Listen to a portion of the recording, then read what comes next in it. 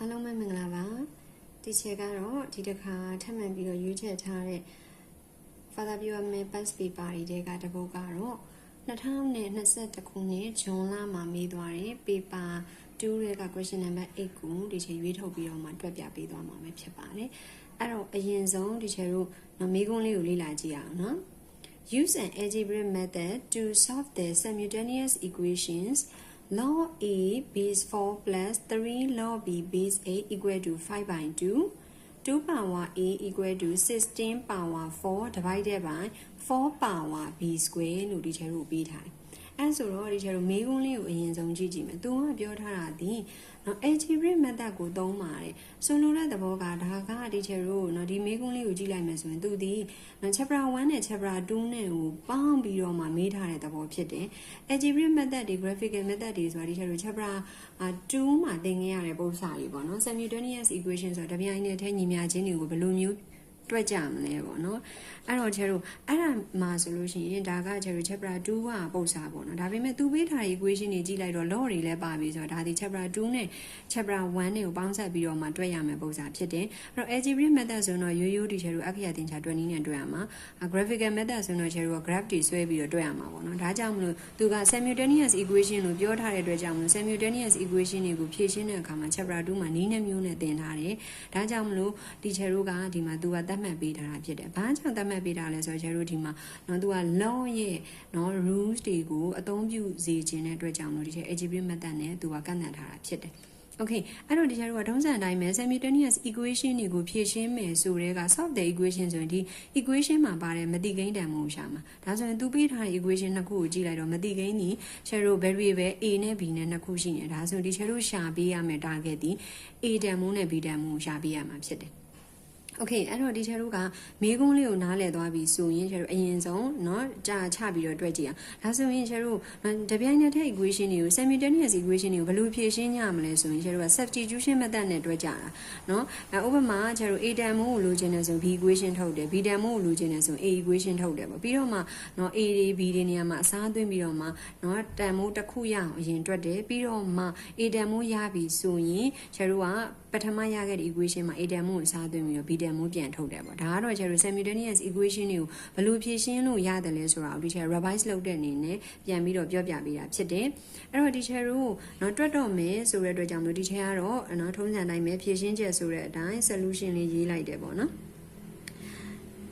Okay အဲ့တော့အရင်ဆုံးသူပေးထားတဲ့ equation လေးတစ်ခုကိုချက်တို့ပြန်ရေးလိုက်မယ်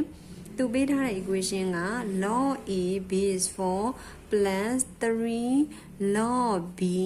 base 8 equal to 5 by 2လို့ပေးထားတယ်။ Okay အဲ့တော့ဒီချက်တို့ကဒီ equation ကိုဖြည့်ရှင်းဖို့ဆိုရင်ကြည့်လိုက်တော့ဒီ base တွေကမတူbase တွေကမတူတခုကကြတော့ a နဲ့သက်ဆိုင်တဲ့ log ရဲ့ base က4 b နဲ့သက်ဆိုင်တဲ့ log ရဲ့ base က8အဲ့ဒါဆိုကျတော့ base တွေတူအောင်လုပ်မယ်ဒါဆိုရင် base ဘယ်လိုတူအောင်လုပ်မလဲဆိုတော့ကျတော့ကြည့်လိုက်တော့ base တွေက4နဲ့8ဆိုကျင်းနေတဲ့ဒီ4တွေ8တွေဆိုတော့ကျတော့ base 2နဲ့စဉ်းစားလို့ရနိုင်တယ်အဲ့တော့ဒီချက်တို့ကဒီဓာတ်တွေကို base 2နဲ့စဉ်းစားကြည့်မယ် Okay အဲ့တော့ဒီချက်တစ်စင်ချင်းတွက်ပြပေးမယ် log a base 4ဆိုတာဒီတနည်းအားဖြင့်ဒီချက်တို့2 power 2ဖြစ်တယ်ပြီးရင် plus 3 log b 8ဆိုတာ base 8ဆိုတာဒီချက်တို့2 power 3လို့ယူဆလို့ရတယ်အဲ့ဒါဒီ equal to 5 by 2နဲ့ညီမယ်ဟိုဘက်က right hand side က5 by 2ကတော့ချက်တို့ဘာမှလုပ်လို့မရတဲ့အတွက်ဒီတိုင်းမှထားလိုက်အောင်မယ်Okay ဒီအဆင့်ရောက်သွားပြီဆိုရင်ဒီချက်တို့ရှေ့ဗီဒီယိုတစ်ခုမှာဒီချက်ပြောထားသလိုပဲlaw ရဲ့ base လေးမှာ power ပါလာတယ်ဆိုတော့အဲ့ဒီ power ကိုရှေ့မှာ coefficient အနေနဲ့ချမယ်ချတဲ့အခါမှာ fraction အနေနဲ့ denominator ကိုပို့မယ် Okay အဲ့ဒါဆိုဒီ2လေးကိုရှေ့ချလိုက်တော့ချက်တို့1 by 2 log a base 2ဆိုပြီးရသွားမယ်ပြီးရင်နောက်တစ်ခု plus ရှင်းရ3အတိုင်းရှိမယ်ဒီတိုင်းပဲကျတို့ log မှာbase ရဲ့ power လေးကိုဒီကျတို့ရှေ့ကိုချခြင်းကျတို့ reciprocal အနေနဲ့ချမယ်အဲ့တော့1 by 3 log b base 2ဆိုပြီးရသွားပြီအဲ့ဒါဒီ equal to 5 by 2 Okay အဲ့တော့ဒါကတော့ဒီချိန်ကအသေးစိတ်တစ်စင်ချင်းတွက်ပြတာပေါ့နော် Okay အဲ့တော့ဒီချက်တို့ဒီအစင်လေးရောက်သွားပြီဆိုရင်နောက်ထပ်တစ်စင်အနေနဲ့ချက်တို့1 by 2 log a base 2ပြီးရင် plus ချက်တို့ဒီမှာ3နဲ့1 by 3နဲ့ကြည်သွားမယ်ဒါဆိုရင်ဒီချက်တို့ဘာရမလဲဆိုတော့ log b base 2ဆိုပြီးတော့ရသွားမယ် equal to 5 by 2 Okay အဲ့တော့ဒီချာတို့ကဒီမှာเนาะဒီအဆင့်ရောက်သွားပြီဆိုရင်ဘယ်လိုဆက်တွဲကြမလဲပေါ့เนาะစဉ်းစားကြည့်လိုက်တော့ဒီ law b base 2မှာကျတော့သူကရိုးရိုးကိန်းပဲဒီမှာကျတော့ရှေ့က law a base 2မှာကျတော့ fraction ပါနေတယ် 1/2 အနေနဲ့ပေါ့เนาะ denominator ပါနေ right hand side ကိုကြည့်ပြန်တော့လေချာတို့เนาะ by 2ဆိုပြီးတော့ denominator 2ရှိနေဒါဆိုရင်ဒီချာတို့အဲ့ဒီ2ကိုဒီချာဖြောက်ပြင်မယ်ဖြောက်ပြဖို့ဆိုရင်ကိန်းလုံးတိုင်းကိုဒီချာတို့ဘာနဲ့မျှမလဲဆိုတော့2ပြောက်ဖို့အတွက်ဆိုရင် 1/2 က2ပြောက်ဖို့အတွက်ဆိုရင်ချာတို့2နဲ့မျှပေးမှာရအဲ့တော့နှစ်ဖက်စလုံးကို2နဲ့မျှမယ်ဆိုတော့သားတို့သမီးတို့ဒီချက်ကနားလည်အောင်လို့ချက်ရေးပြမယ်ဆိုရင်ဒီအဆင့်ကတော့ထည့်စရာမလိုဒါပေမဲ့ဒီချက်ကနားလည်အောင်လို့ရေးပြပေးမယ်နှစ်ဖက်စလုံးကိုဒီချက်ကို2နဲ့မျှအဲ့တော့1/2 multiply 1/2 log a base 2 plus log b base 2 equal to 2 multiply 5/2ဆိုပြီးတော့ရသွားပြီ Okay အဲ့ဒါဆိုရင်ကျတို့ကနော်ကျတို့တစ်ခုချင်းစီဝင်မြောက်တော့မယ်မြောက်တဲ့အခါမှာရှေ့ကိန်းကိုကျတို့2နဲ့မြောက်တော့အဲ့မှာရင်2နဲ့ 1/2 နဲ့ကြည်သွားရင် log a base 2 Okay ပြီးရင် plus ဒီ log b base 2ကို2နဲ့မြောက်လိုက်တော့2 log b base 2လို့ရသွားမယ်ဟိုဘက်မှာလည်းဒီကျတို့2ကကြည်သွားမှာဆိုတော့5ဆိုပြီးတော့ကျန်မယ်Okay အဲ့ဒီအဆင့်ထိရသွားပြီဆိုရင်ဒီချက်တို့ကနော်နောက်ထပ်တစ်ဆင့်အနေနဲ့ပြောမယ်ဆိုရင်ချက်တို့ single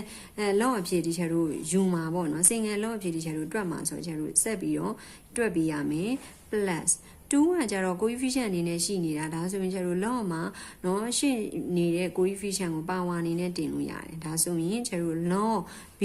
square base 2 equal to 5ဆိုပြီးရတာOkay ဒီအဆင့်ထိရပြီဆိုရင်ကျတို့ single logarithm ဖြစ်လုပ်ဖို့ဆိုရင် base 2သော log နှစ်ခုပေါင်းထားတယ်ဆိုရင်ကျတို့ဘာလုပ်လို့ရလဲဆိုတော့မြှောက်လို့ရတယ်ဒါဆိုရင် log a နဲ့ b square နဲ့မြှောက်တော့ကျတို့ a b square base 2 equal to 5ဆိုပြီးတော့ရသွားတယ် Okay ဒါဆိုရင်ဒီကျတို့ကဒါကဒီကျတို့ log form နဲ့ရသွားတာပေါ့Okay log form နဲ့ရသွားပြီဆိုရင်ကျတို့ကဘာအနေနဲ့ရေးလို့ရလဲဆိုတော့ power ပုံစံနဲ့ရေးလို့ရတယ်နော်ပေါင်းဝပုံစံနဲ့ရေးမယ်ဆိုတော့တနည်းအားဖြင့်ချေတို့ကနော်ဘယ်လိုမျိုးမှတ်ထားမလဲဆိုတော့ဒီဟာလေးကိုသားတို့သမီးတို့အနေနဲ့မျက်လုံးထဲမှာမြင်အောင်ပါဒီ log number နော် log number base equal to power ဆိုပြီးတော့သိထားမယ်အဲ့ပုံစံလေးရသွားပြီဆိုရင်ဒီချေတို့တို့ရဲ့သက်ဆိုင်ရာ position နေနဲ့ရေးတော့ဒါဆိုရင် number ကဒါလေး number ကဆိုတော့ချေတို့ a b square equal to base က2ဒီချက်တို့ power ကဘယ်လောက်လဲဆိုတော့5ဖြစ်ပါတယ် Okay အဲ့ဒါဆိုတော့ဒီချက်တို့ဒီအဆင့်ထိရသွားပြီဆိုရင် ab square equal to 2 power 5ဒါဆိုရင်ချက်တို့ a တန်မူးလေးပေါ့နော်အဲ့တော့ a တန်မူးလေးဒီဘယ်လောက်ဖြစ်သွားမလဲဆိုတော့နော်ချက်တို့2 power 5 divided by b square ဆိုပြီးတော့ရသွားပြီ Okay ဒါလေးကဒီချက်တို့ expression တစ်ခုပေါ့အဲ့တော့အဲ့ဒီ expression လေးကိုကျတို့ equation 1လို့သတ်မှတ်လိုက်ပြီးတော့မှဒီကျတို့ကနော်နောက်ထပ်ပေးထားသော equation ကနေပြီးတော့နောက်ထပ်တစ်ခုထပ်ထုတ်ရအဲ့တော့ဒီကျတို့အခုဆိုလို့ရှိရင် equation 1လေးရသွားပြီပေါ့နော် a equal to 2 power 5 b 2 power 5 divided by b square ဆိုတဲ့ကျတို့ equation လေးတစ်ချောင်းရသွားပြီအဲ့ဒါကိုဒီကျတို့မှတ်ထားမယ်ပြီးရင်နောက်ထပ်တစ်ခုကကျတော့သူပေးထားတဲ့နော်နောက်ထပ် equation တစ်ခုထပ်ရေးမယ်အဲ့ဒါကဘာလဲဆိုတော့2 power a equal to 16 power 4 divided by 4 power b square လို့ပေးထားတယ် Okay ဒါဆိုရင်ဒီချက်တို့ကဒီမှာကလေချက်တို့ဘာဖြစ်နေလဲဆိုတော့2 power เนาะ2 power a နောက်တစ်ခုကကျတော့16 power 4နောက်တစ်ခုကကျတော့4 power b square ဆိုတော့ base တွေကမတူဘူးဒါပေမဲ့ဒီချက်တို့ကเนาะသူ့ကို2 power base တွေလုံးလို့ရတာဖြစ်တဲ့အတွက်အကုန်လုံးကို2 power base တွေလိုက်ကြမှာဒါဆိုရင်ချက်တို့2 power a equal to 16ဆိုတာတားတို့သမီးတို့သိပြီးသား2 power 4အဲ့ဒါအောင်မှthe whole power 4ထပ်တင်မယ်နောက်တစ်ခုကကြတော့4ဆိုတာဒီ2 square အဲ့ဒီ2 square ပေါ်မှာသူက b square လေးထပ်တင်မှာ Okay အဲ့တော့ဒီအဆင့်ရသွားပြီဆိုရင်နောက်ထပ်တစ်ဆင့်အနေနဲ့ပြောမယ်ဆိုရင်2 power a equal to ဒီဒါဒီ powers of a power ဆိုတော့ထပ်ဆင့်ထပ်ညွှန်းဆိုထပ်ညွှန်းချင်းမြောက်ဒါဆိုရင်2 power 16ဒီမှာလည်းအဲ့တိုင်းပဲအောက်ကကျတော့2 power 2b square ဆိုပြီးတော့ရသွားပြီ Okay ဒီအဆင့်ပြီးသွားပြီဆိုရင် teacher တို့ကဒီမှာ2 power a equal to เนาะကျတို့ဒါ equation ကို power တင်ထားတာ base 2တော့เนาะ gain နေ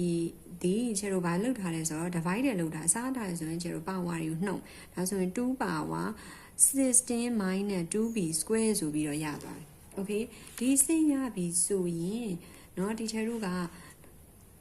base တွေတူပြီဆိုပါဝါချင်းပေးညီလို့ရတယ် okay အဲ့တော့ base တူပြီဆိုပါဝါချင်းပေးညီလိုက်မယ်ဆိုတော့เนาะ a equal to 16 minus 2b square ဆိုပြီးတော့ဒီချာတို့နောက်ထပ် expression တစ်ခုเนาะ a ရဲ့တန်ဖိုးတစ်ခုပေါ့ရသွားပြီဒါတို့ဒီချာက equation 2လို့သတ်မှတ်လိုက်မယ်equation 2ရသွားပြီဆိုရင်ဒီချေတို့က equation 1မှာတော့က a တန်မိုးကရခဲ့ပြီးသားဖြစ်တယ်အဲ့ဒီ a တန်မိုးကိုဒီချေတို့ဒီ equation 2မှာပြန်သွင်းမယ်ဒါဆိုရင်အစားသွင်းမှာဖြစ်တဲ့အတွက်ကြောင့်မလို့ဒီချက်ကနော် substitute ပေါ့နော် substitute ဆိုတာအစားသွင်းတယ်လို့ပြောတာ substitute အစားသွင်းမယ် a equal to 2 power 5 b power divided by b square ကိုဒီချေတို့က in equation 2မှာသွင်းမယ်လို့ချေတို့ကရေးလိုက်မယ် equation 2မှာသွင်းမယ် okay ဒါဆိုရင်ချေတို့က equation 2မှာသွင်းတော့မယ်ဆိုရင်ချေတို့ equation 2ရဲ့ a နေရာတွေမှာဒီချေတို့2 power 5 divided by b square equal to 16 minus 2b square ဆိုပြီးတော့ဒီချေတို့ရသွားမယ် okay အဲ့တော့ဒီချေတို့ကเนาะဒီဟာလေးရသွားပြီဆိုရင်ချေတို့เนาะဖြည့်ရှင်းကြည့်ရမယ်2 power 5ဆိုတာဒီချေတို့32အောက်မှာက b square ရှိမယ် equal to 16 minus 2b square ဒါဆိုရင်ဒီချေတို့ကเนาะဒီဖော်ပြချက်အရာဆိုလို့ရှိရင်ချေတို့เนาะမတိကိန်းတွေတစ်လုံးနဲ့ပဲကျန်တော့တယ်အဲ့တော့အဲ့မတိကိန်းတစ်လုံးနဲ့ဆိုလို့ရှိရင်တော့ချေတို့ဖြည့်ရှင်းရတာပိုးလွယ်သွားပြီဒါဆိုရင်ဒီချေတို့ကเนาะ32 equal to ချေတို့ b square ကဟိုဘက်ကိုသွားမြောက်မယ်ဒါဆိုရင် 16b square minus